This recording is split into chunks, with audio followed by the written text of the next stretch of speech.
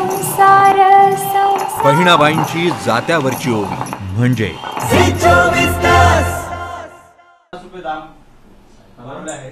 कसं बघता? कारण आधी सिलेंडरचे भाव वाढवले, आधी सिलेंडर द्यायचं, मग पुन्हा सिलेंडरच्या नावानं लढवायचं. मोदीजी या देशाचे प्रधानमंत्री 2014 मध्ये झालेत आणि जे देशाच्या जनतेला महागाई असेल, रोजगार असेल, या सगळ्या विषयाचं आश्वासन देऊन ते सत्तेमध्ये बसले आणि मोठ्या विश्वासाने भारतीय जनता पार्टीला केंद्रामध्ये सत्ता मोदीजीच्या नेतृत्वामध्ये जनतेने दिलंय. पण मोदीजी जेव्हापासून या देशात बसले, देशाच्या सत्तेत बसले, तेव्हापासून एका गोष्टीची तरी किंमत, देशामध्ये जीवनावश्यक वस्तूची कमी झाली असेल काय, तर याचा प्रश्नाचं उत्तर मिळेल नाही. पण देश रोज मागं पडताय. गेले 50 वर्ष, म्हणजे तुम्ही आता मीडियाचे लोक माझ्यासोबत आहात, आपल्याकडे एक इंडेक्स पत्रकारांच्या बद्दलचाही काढला जातो आणि त्याच्या फ्रीडम बद्दलचा तो इंडेक्स असतो. त्या फ्रीडम मध्ये आपला देश 2014 मध्ये 4थ्या क्रमांकात होता फ्रीडम च्या ह्याच्यामध्ये, म्हणजे मीडियाच्यासाठी. आता आपण 150व्या क्रमांकावर गेलो. म्हणजे सांगायचं तात्पर्य असं, महागाईचं नातं बीजेपी सोबत जोडलेलं आहे. देश महागाईच्या आगीमध्ये झोकून देशाच्या लोकांना आर्थिक कमजोर करणं, देशाच्या जनतेला बेरोजगार करणं, हा भाजपचा मूळ उद्देश आहे. आणि त्या उद्देशावर केंद्रातली बसलेली भाजपची सरकार हा देश चालवत आहे. आणि त्याच्यामुळे आता देशाच्या जनतेने जागरूक झालं पाहिजे. आणि काँग्रेस पक्ष नेहमी याच्या विरोधात राहिलेली आहे. आपल्याला अजून मी सांगतो की महागाईचा इंडेक्स आपला 4% वर गेला तर महागाईच्या आगीमध्ये लोक जगू शकत नाही. आता आपला महागाईचा इंडेक्स 9% गेलेला आहे. दरडोई उत्पन्नाच्या आधारावर महागाईचा इंडेक्स ठरवला जातो. पण भारतीय जनता पार्टीचं केंद्राचं सरकार त्या इंडेक्सच्याही मर्यादा सगळ्या पार करून आमच्या हातात काहीच नाही असं जेव्हा सरकार सांगत असेल, तर काल देवेंद्र फडणवीसांनी सांगितलं की महाराष्ट्र सरकार केंद्राला चालवायला द्या. आता केंद्राचं सरकार हे काँग्रेसला चालवायला द्या. देशामध्ये महागाई कमी करण्याची क्षमता आणि या देशामध्ये रोजगार निर्मिती आणि देशाची पत कायम ठेवण्याचं काम फक्त काँग्रेसच करू शकते. हा आता जनतेची भूमिका आता ही या पद्धतीची तयार होते. नाना भाऊ, आपण म्हणताय की महागाई विरोधात आपण लढा लढणार आहे, परंतु महागाई विरोधात जसं पाहिजे तसं काँग्रेस पक्षाकडून आंदोलन रस्त्यावर पाहायला मिळते, फक्त ट्विटरबाजी सुरू आहे. काँग्रेस, आपल्याला लक्षात असेल की महाराष्ट्रामध्ये जो धार्मिक विवाद निर्माण करून भारतीय जनता पार्टी या महागाईच्या आणि बेरोजगारी आणि शेतकऱ्यांच्या प्रश्नावर केंद्र सरकारचं पाप लपवण्याचा जो प्रयत्न करत असताना महाराष्ट्रामध्ये एकमेव पक्ष जो होता तो काँग्रेस होता की जो या सगळ्या तमाशामध्ये न पडता जनतेचे प्रश्न घेऊन रस्त्यावर युद्ध करणारा हा महाराष्ट्रामध्ये काँग्रेस पक्ष होता. महागाईची लढाई काँग्रेस रोज रस्त्यावर लढते आहे. आमचं पुण्यामध्ये आमच्या पोरांनी ज्या पद्धतीनं काँग्रेसनी जे एक महागाईचं, नरेंद्र मोदीचं त्यांची भाषणं समोर करून जे आंदोलन केलेलं होतं, ते आंदोलन पूर्ण देशामध्ये प्रसिद्ध झालं. आणि त्याच्यामुळे महाराष्ट्र काँग्रेस ही नेहमी जनतेच्या लढाईमध्ये जनतेसोबत राहिली, केंद्र सरकारच्या चुकीच्या धोरणाच्या विरोधात राहिली. काँग्रेस अजूनही भारतीय जनता पार्टी या पद्धतीचं हे कायम चालू ठेवलं, महागाई वाढवत चालू ठेवली आणि जनतेला महागाईच्या आगी झोकत राहिली. तर काँग्रेस रस्त्यावरची लढाई आता सुरू करेल. नानाभाऊ, विरोधकांकडून वारंवार याबद्दल सत्ताधाऱ्यांना देखील दोष दिला जातोय का, तर पेट्रोल डिझेलचा जो टॅक्स आहे तो स्टेट कमी करत नाही, भाजप शासित इतर जी राज्य आहेत त्यामध्ये आम्ही कमी केले. एक बचाव त्याचा या दरम्यान केला होता महागाईच्या बाबतीत भाजपकडून. भाजप खोटं बोलून रेटणं हे त्यांचा व्यवसाय राहिलेला आहे आणि त्यांची मानसिकता राहिलेली आहे. त्यांनी एक सांगावं की राज्य सरकारने ही महाविकास आघाडीचं सरकार आल्यानंतर एकही पैशाचा टॅक्स वाढवलेला नाही. हे सगळं फडणवीस सरकारच्या काळातले जे टॅक्स लावलेली होती तेच टॅक्स आताही चाललेले आहेत. मग हे त्यांना बोलण्याचा अधिकार काय? राज्य सरकारने हे सरकार आल्यानंतर काही टॅक्सेस वाढवले असते तर निश्चितपणे त्यांना बोलण्याचा अधिकार आहे. एक दुसरं त्यांनी हे त्यांची भावना असेल तर निश्चितपणे जनतेप्रती असेल तर निश्चितपणे त्याचा आम्ही स्वीकार करतो. पण केंद्र सरकारकडे जीएसटीचे आणि राज्याच्या विकासाचे 1,00,000 कोटीच्या वर जे पैसे आहेत ते केंद्र सरकार हातवर्त करत आहे की आमच्याजवळ पैसे नाहीत, आले तेव्हा देऊ. का राज्याच्या विकासाची काळजी या लोकांना आपल्याला माहिती असेल की एमपीएससीच्या जागा किंवा महाराष्ट्रामध्ये नोकर भरती गेल्या 5 वर्षात फडणवीसच्या सरकारमध्ये झाली नाही. राज्य सरकारने त्याची प्रक्रिया सुरू केली. आताच एमपीएससीचे निकाल आले.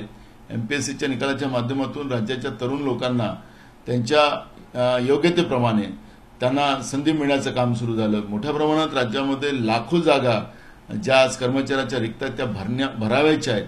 आणि म्हणून या सगळ्या गोष्टीसाठी जो लागणारा पैसा आहे, राज्याला कंगाल करण्याची भूमिका अगर भारतीय जनता पार्टीची असेल आणि राज्य बर्बाद करायचा प्लॅन असेल तर तो एक भाग वेगळा राहू शकतो.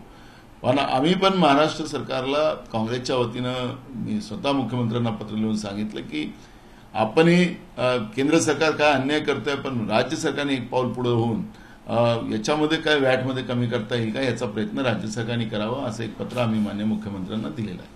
ओबीसी आरक्षणाचा मार्ग आता फार कठीण झाला आहे कारण सर्वोच्च न्यायालयाने म्हटलं आहे की निवडणुकीच्या तारीखा जाहीर करा. या दरम्यान तुम्ही ओबीसी आरक्षणाचा पुढे बोलतात परंतु आता मात्र आरक्षणच मात्र या ठिकाणी रखडताना पाहायला मिळतं. काही नाही. आता राज्य सरकारने जो ओबीसी आयोग बांटिया आयोग जो बसवलेला आहे त्या आयोगाच्या माध्यमातून सगळा रिपोर्ट राज्य सरकारने गोळा केलेला शेवटच्या टप्प्यात आहे आणि निवडणुका ह्या ओबीसी आरक्षणातच व्हाव्या ही भूमिका काँग्रेस पक्षाची आहे. ती वारंवार आम्ही मांडलेली आहे. फक्त ही जो आरक्षणाचा मुद्दा महाराष्ट्रात जो निर्माण करण्याचं काम जे आहे ते भारतीय जनता पार्टीनेच केलं आणि हे त्यांनी स्पष्ट जनतेसमोर माफी मागावी, त्यांनी सांगावं.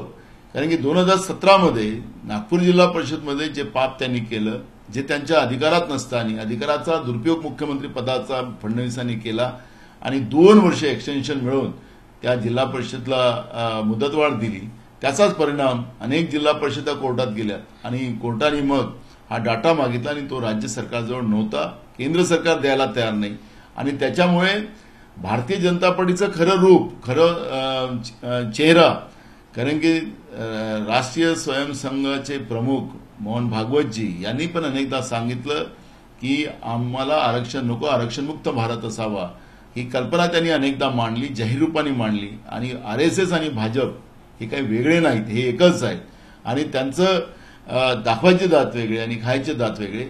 हे पुतना मावशीचं जे काही प्रेम ओबीसी समाजावर आणि आरक्षणाबद्दलचं दाखवलं जातं हे भाजपने कृपया दाखवू नका एवढीच आमची त्यांना विनंती. महागाई किंवा हे आरक्षणाचे महत्वाचे विषय असताना भाजपकडून आता जे राजकारण सुरू आहे, अर्थातच काल देवेंद्र फडणवीस यांनी नवनीत राणांची भेट घेतली, त्यांच्यावर त्यांनी अनेकदा बोललेत की कशा पद्धतीनं महाविकास आघाडी सुरळीतीनं वागते. दुसऱ्या बाजूला राज ठाकरे यांचा जो दौरा, अयोध्या दौरा आहे त्याच्याबद्दल तिथले जे खासदार आहेत ते विरोध करतायत. मूळ विषय सगळीकडे भरकटले जातात असं वाटतंय.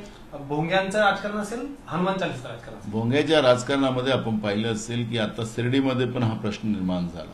शिर्डीमध्ये देशभरातून नाही तर जगामधून लोक येतात. काकड आरतीचं त्याचं एक वेगळं महत्व होतं. आज ही जी काही कृती मुस्लिम विरोधी करण्याचा प्रयत्न, जे कोणाच्या खांद्यावर बंदूक ठेवून ज्या पद्धतीनं बीजेपीने केली त्याचे परिणाम आज हिंदू समाजाला भोगावं लागतं. आणि भाजप हे ना हिंदू बरोबर आहे, ना मुसलमानाबरोबर आहे, ना कुठल्याच धर्माबरोबर आहे, फक्त यांचा संबंध सत्तेच्या खुर्चीपर्यंत आहे. अशी ही भाजपची परिस्थिती आता जनतेच्या स्पष्ट झालेली आहे. आमची भूमिका एक आहे की काकड आरती तेवढीच आम्हाला महत्वाची आहे आणि म्हणून ही ज्या भोंगेच्या बद्दलचा निर्णय राज्य सरकारने पुढे येऊन करावा आणि ज्याच्यामुळे कुठल्याही धर्मामध्ये कुठल्याही पद्धतीचा तेढ निर्माण होता कामा नये. सगळ्या धर्माचे लोक आपल्या राज्यामध्ये शांततेनं त्यांना आपला धर्म आणि त्या धर्माचं वाटचाल करता यावी अशा पद्धतीची राज्य सरकारने कृती करावी अशी भूमिका आमची आहे. नानाभाऊ, मराठा आरक्षणाचा जो अहवाल दिला होता सुप्रीम कोर्टाकडे, तो अहवाल फेटाळून मराठा आरक्षण त्या ठिकाणी बाधित फेटाळण्यात आला आहे. त्याच पार्श्वभूमीवर ओबीसीचा जो आपण आयोग तयार केला आहे त्या आयोगाची रिपोर्ट सर्वोच्च न्यायालय स्वीकारेल याची काही शाश्वती आपल्याकडे आहे का? बघा, आता हा बांटिया आयोग जो बसवला गेलेला आहे, पहिले एक आयोग आम्ही केलेला होता, त्या आयोगाचा काही प्रॉब्लेम झालेत म्हणून एक बांटिया आयोग नेमला आणि त्याच्यामध्ये ह्या सगळ्या गोष्टीचं कायदेशीर पालन करून हा आयोग पूर्ण करण्यात आलेला आहे आणि या आयोगाचा रिपोर्ट निश्चितपणे पारदर्शक असेल आणि त्याचा निश्चितपणे ओबीसी आरक्षणामध्ये फायदा होणार आहे. दुसरं, ही प्रामाणिकता महाविकास आघाडीची आहे, पण मराठा आरक्षणामध्ये ज्या पद्धतीनं जो गोडबंगाल झाला 2017मध्ये केंद्र सरकारने, नरेंद्र मोदीच्या सरकारने राज्याला आरक्षणाचे अधिकार ठेवलेले नव्हते, तरी निवडणुका पुढे असताना फडणवीस सरकारने त्यावेळेस मराठा आरक्षणाचं बिल विधानसभेत आणून एक प्रकारे मराठा समाजाच्या न्यायिक अधिकाराच्या त्याला एक प्रकारे केराची कटरी, त्यांचं जे सगळे निवेदन होते, त्यांचे आंदोलन होते, ते केराच्या टोपलीत टाकल्यासारखं केलेलं होतं आणि त्यांना फसवलं फडणवीस सरकारने. हे सुद्धा मराठा समाजाची लोक ओळखून आहेत. त्याच्यामुळे महाविकास आघाडीमध्ये मराठा आरक्षणाचा इश्यू असो की ओबीसी आरक्षणाचा इश्यू असो, याला राज्य सरकार प्रामाणिकपणे हाताळत आहे, हा त्याच्यातला महत्वाचा भाग आहे. नवनीत राणा दाम्पत्य, त्यांना काही अटी शर्तीवर 13 दिवसानंतर नानाभाऊ जामीन मंजूर करण्यात आला, मात्र अजूनही ज्या अटी शर्ती त्यांना घातल्या होत्या त्याच्यात ते सुधारलेत असं वाटत नाही. माध्यमांशी बोलू नका असं सांगितलं होतं, पण आता सर्रास त्यांच्या माध्यमांकडे मुलाखती यायला लागल्या. तुम्हाला वाटतं काही फरक पडलाय ह्या सगळ्या कारवाईनंतर? बघा, आता भाजपच्या इशाऱ्यावर जे कोणी काम करतात त्यांना कोर्टाची भीती राहिलेली नाही आणि कोर्ट पण आमच्या खिशात आहे अशा पद्धतीनं कोणी वागत असेल तर निश्चितपणे ही न्यायव्यवस्थेचा अवमान आहे आणि न्यायव्यवस्थेचा अवमान या व्यवस्थेमध्ये, लोकशाही व्यवस्थेमध्ये कोणी करत असेल तर त्याला न्यायव्यवस्था माफ करणार नाही, ही भूमिका आमची आहे. याला लागूनच सदावर्ते देखील अशाच पद्धतीनं परत वक्तव्य करायला लागलेत आणि आता त्यांचं नवीन एसटी बँकेच्या निवडणुकीत राष्ट्रवादीला किंवा थेट याला आव्हान ते देताना दिसत आहेत. परत तीच भूमिका म्हणजे हे मी तुम्हाला सांगितलंय की भाजपच्या इशाऱ्यावर जे कोणी काम करतात त्यांना न्यायालयाची पण भीती नाही, अशा पद्धतीची परिस्थिती आहे. न्यायव्यवस्था आमच्या खिशात आहे.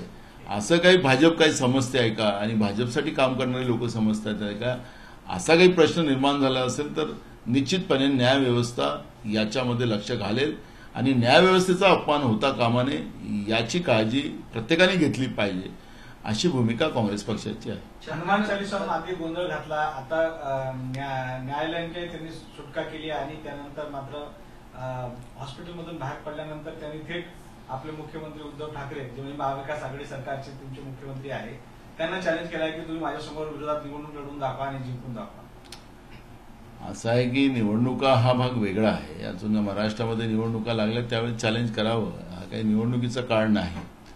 पण खरं तर ज्या पद्धतीनं ते महाविकास आघाडीचे मुख्यमंत्री ते राज्याचे मुख्यमंत्री आहे आणि राज्याच्या मुख्यमंत्र्याचा सन्मान ठेवणं, राज्याच्या प्रमुखाचा सन्मान ठेवणं ह्या राज्याच्या प्रत्येकाची गरज आहे.